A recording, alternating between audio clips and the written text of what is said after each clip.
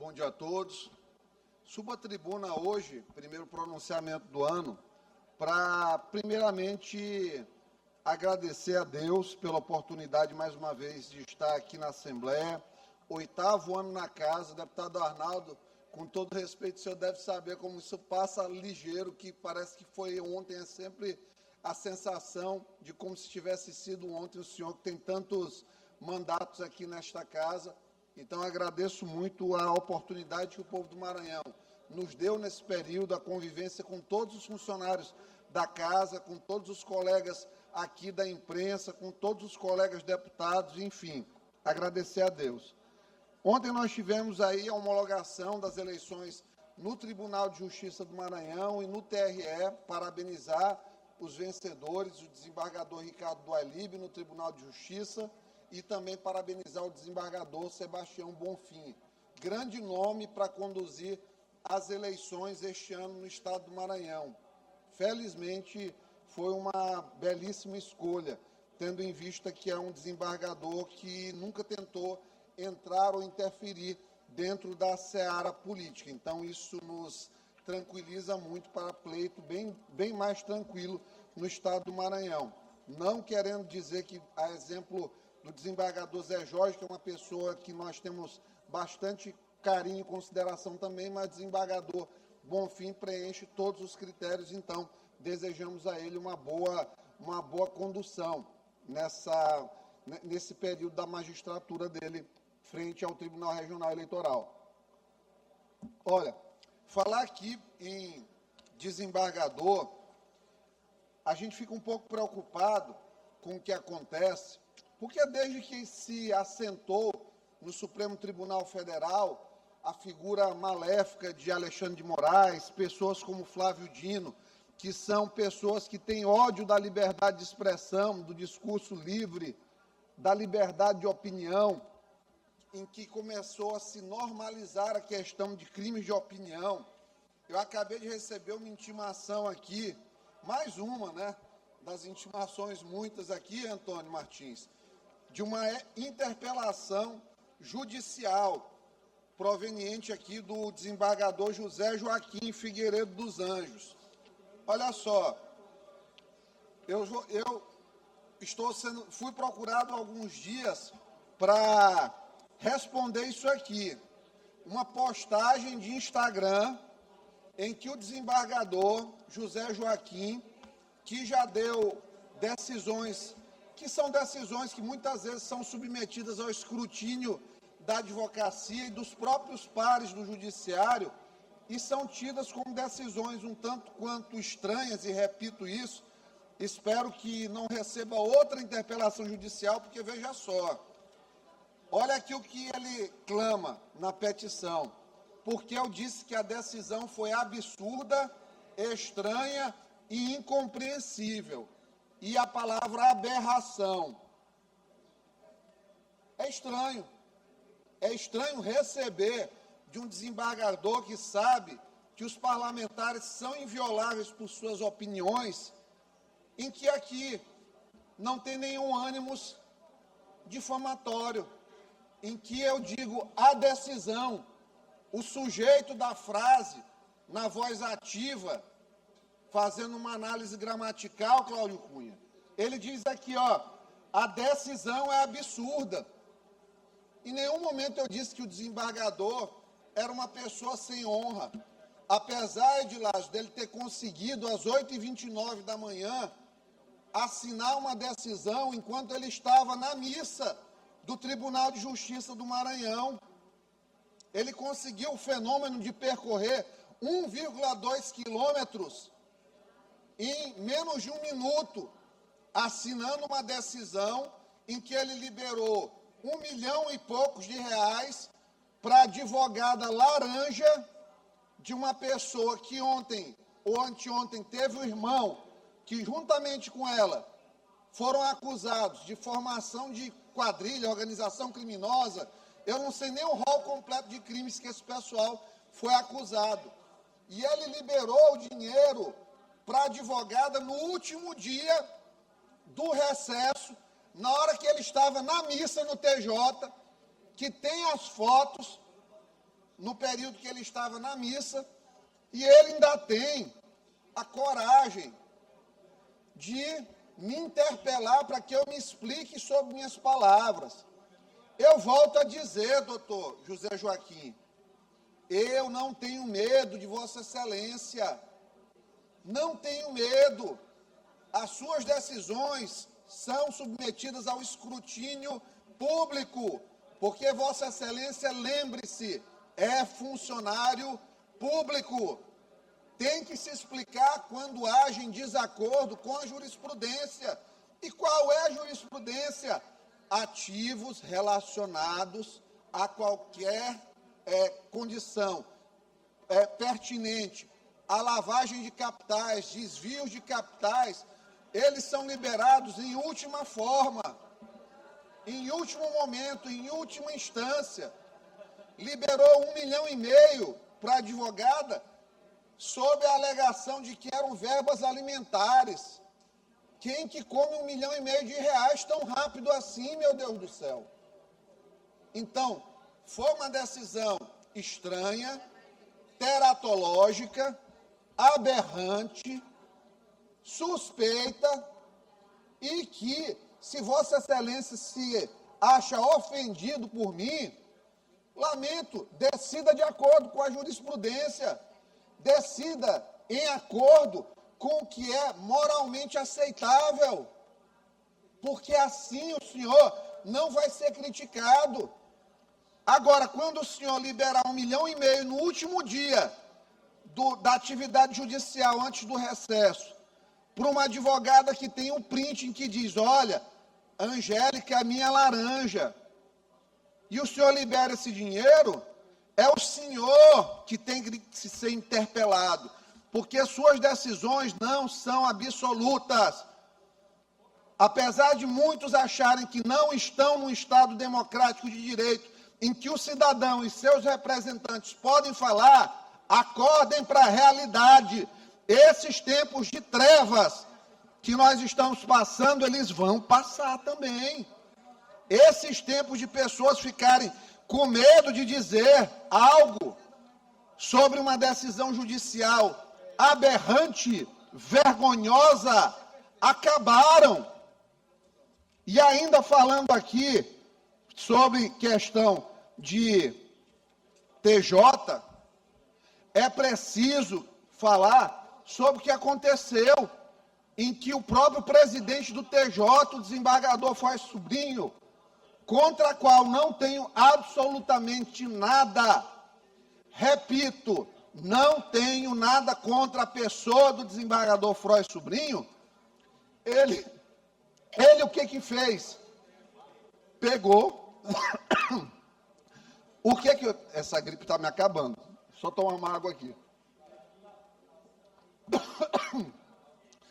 Então, o que aconteceu? O desembargador Frois Sobrinho pegou 2,8 bilhões de reais de maneira monocrática e transferiu do Banco do Brasil para o BRB. Ele foi questionado numa sessão pelo desembargador Paulo Welten, que de maneira muito correta disse, olha, presidente, eu não vou participar da resolução dessa situação, porque o problema foi criado sozinho por Vossa Excelência. E veja só, o desembargador Frois, a justificativa foi, olha, nós tínhamos uma aplicação no Banco do Brasil que rendia 3 milhões por mês, e essa do BRB ia gerar 15. Não existe banco no planeta que entregue 5% a mais, 5 vezes mais, porque uma aplicação num CDB do Banco do Brasil vai gerar 1%. O do BRB vai gerar 5%. Isso é pirâmide. Obviamente que isso é dinheiro que vai ser, lá na frente, desviado pela instituição que está oferecendo. E já mostrou o resultado da apuração em cima do BRB, que o banco está insolvente. Vai precisar de 4 bilhões de reais do FGC, do Fundo Garantidor de Crédito, para tentar sobreviver. E os ativos que foram daqui para o BRB podem ter alguma chance. Espero que estejam cobertos por algum tipo de guarda-chuva contratual, Braulio, para que os depósitos judiciais, os precatórios maranhenses, eles não fiquem em risco. E volto a dizer, tem nada contra o desembargador Frois, zero. Já soube que ele me antipatiza por aí, mas devolvo com carinho. Agora, em relação aos ativos, os ativos dos depósitos judiciais, isso aqui a sociedade tem direito de cobrar explicação, porque a explicação que ele deu não se sustenta. Não é possível que não tenha um setor de gestão financeira do TJ que tenha chegado desembargador, esse negócio aqui de sair de 3 para 15, isso aqui não vai dar certo, porque não tem mágica, não tem banco que pague 5% ao ano, só a agiota que recebe 5% em cima de dinheiro, e eu acredito que não foi o caso em relação a isso aí. O desembargador Frois é uma pessoa que tem histórico, tem formação, e creio que não deveria ter caído nisso aí. Então, parabenizo o desembargador Paulo Welten por ter se manifestado em relação a isso aí. Eu acho que, de fato, os demais desembargadores devem se preservar, porque é muito fácil se personificar ganhos e se dividir desgastes. Eu acho que é o momento em que deve-se explicar a presidência do tribunal. Em relação a casos que nós temos acompanhado na Justiça, para vocês terem noção de como é a coisa, de como a coisa é grave o que acontece aqui, a dona Doraci é uma senhora que nós trouxemos em novembro, o caso dela aqui para a Assembleia Legislativa. Entramos na Justiça. Até hoje, não teve um julgamento de um pedido de liminar da reintegração de posse da casa da dona Doraci, que perdeu a sua casa para um agiota que fez um negócio simulado com ela, onde ela pegou R$5.000, pagou mais de 50 mil, faliu o comércio dela, e até hoje o juiz de Pinheiro, ele deu agora, depois que nós precisamos impetrar um mandado de segurança junto ao TJ, para que ele decidisse, ele deu uma decisão, um despacho, na verdade, pedindo mais informações acerca do caso, já visualizando, nós, enquanto advogados, um arquivamento já em fase liminar. Da mesma forma, Vitória Rochel, estuprada pelo pai, tentou na semana passada, mais uma vez, suicídio, ingeriu chumbinho. Por quê, Adilásio? Conseguimos uma decisão liminar em que ele pagasse os alimentos para ela, que está impossibilitada de trabalhar, a internação na clínica psiquiátrica, que ela queria, e já tem meses, ele nunca depositou um centavo. E a Vitória segue sem qualquer assistência, precisando fazer vaquinha para comprar seus medicamentos, para tratar as várias feridas emocionais e transtornos psiquiátricos que vieram e foram agudizados por conta da atuação do pai estuprador, que está aí, provavelmente está aí, está solto.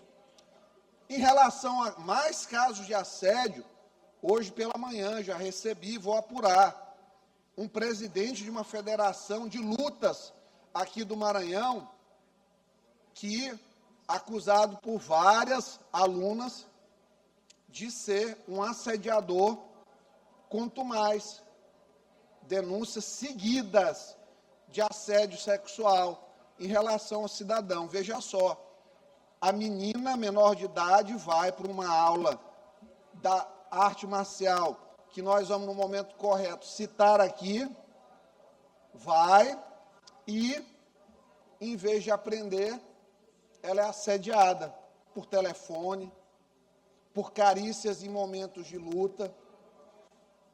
É um verdadeiro absurdo que acontece, infelizmente, em relação a essa cultura de estupro que nós temos aqui no Maranhão. E vamos, claro, conduzir esse ano com muita tranquilidade, com muita serenidade, porque é um ano eleitoral, é um ano em que os ânimos terminam se exaltando de sobremaneira aqui. Acompanhei a sessão virtualmente nos últimos 2 dias e vi muita coisa sendo falada nos últimos dias, muitas agressões, muitos ataques verbais exagerados, descambam muitas vezes aí para a família das pessoas. Vi a oposição tentando fazer uma manobra estranha aqui dentro da casa para tentar ganhar uma vaga a mais, talvez, nas comissões parlamentares aqui da casa e tentar expulsar sem processo administrativo algum, como fizeram comigo na época da eleição de 2022, quando era o Capelli, repetiram a mesma coisa, sem processo administrativo disciplinar, sem direito a contraditório, foram expulsos vários 6 colegas aqui, deputados, mas, jura, não contavam com a astúcia, né, como diz o Chaves, né, o Chapolin Colorado, não contavam com a minha astúcia, conseguiram retornar, e aí o desespero bateu à porta desses que tentaram ser espertalhões para tentar ganhar mais vagas em comissões e atrapalhar os trabalhos da casa. Digo atrapalhar porque a oposição propositiva ela é sempre boa para a casa. Como eu adoro ver quando um colega da oposição vem com números, vem com estatísticas, vem com planos de ação, vem com situações, com dossiês bem fundamentados contra situações que acontecem no governo. Por quê? Porque é momento em que todos crescemos e aprendemos politicamente como fazer uma melhor política, como colaborar mais enquanto parlamentares com os governos que são democraticamente escolhidos pela população, mas não. Há uma grande pitada de sordidez, misturado com colheradas generosas de má fé, muitas vezes nesta casa, com finalidades únicas de tentar atrapalhar os trabalhos, por mera vendetta, por mero revanchismo, por tentativas inócuas de deslegitimar trabalhos que são bem conduzidos. Esse governo é perfeito? Eu pergunto. Esse governo é perfeito? Não. Ele tem problemas. O do Flávio Dino tinha muito mais problemas, maiores muitas vezes do que esses que são apontados hoje. Desmontou a polícia, principalmente a Polícia Civil. Infraestrutura, praticamente não construiu estrada nenhuma. Tinha um tal de mais asfalto, que era usado aí na eleição para fazer rua e conquistar apoio político de lideranças locais, fazendo aquela coisa da micropolítica. Óbvio que não está aqui alguém que não quer que a pessoa mais humilde tenha o seu canto asfaltado. Eu desejo, sim, mas lembro que isso é uma obrigação das prefeituras, e por falar em prefeituras, a gente espera que o governador não tarde a nomear o interventor para Turilândia, que seja alguém probo, competente, porque aquela gente está cansada de sofrer. Aquelas pessoas precisam de uma virada de chave institucional para que o município volte a ser um município melhor. Turilândia é uma das piores cidades do Brasil hoje para se viver. E isso é culpa das administrações, infelizmente. Então, se pede ao governador que faça isso. Em relação a eleições estaduais, está chegando ao fim o período de chantagem institucional. O prefeito de São Luís, que não será candidato ao governo, está ficando cada vez mais tenso com isso, porque a margem de barganha vai reduzindo em relação à imagem. Todo mundo sabe que ele não é candidato, mas aqui ainda há uma tentativa de manter isso vivo. A gente sabe por quê. Para manter competitividade dentro da casa e, claramente, obter espaços de poder ou, pelo menos, cartas nas negociações políticas que se avizinham. Então, dito isso, Fica aqui, deputado Catulé, minha alegria por Vossa Excelência ter cedido generosamente esse espaço. Saiba que eu sou um amigo seu, um admirador do seu trabalho, gosto muito do seu trabalho. Acho que Caxias tem um ótimo representante aqui, que merece ser reconduzido pela generosidade que tem, pelo caráter que tem, pela preocupação que tem com sua gente. E foram essas minhas palavras. Vou deixar 6 minutos e 30 segundos ainda de fala, porque estou acometido de uma gripe leve e não vou forçar o organismo para que semana que vem, sim, esteja 100% firme e forte para seguir em defesa do povo do Maranhão. Sem medo de ser feliz, sem medo de quem quer que seja que se considere autoridade nesta terra, por toga que vista, por cargo que tenha, porque a autoridade suprema que me rege é apenas o nosso Senhor Jesus. Muito obrigado.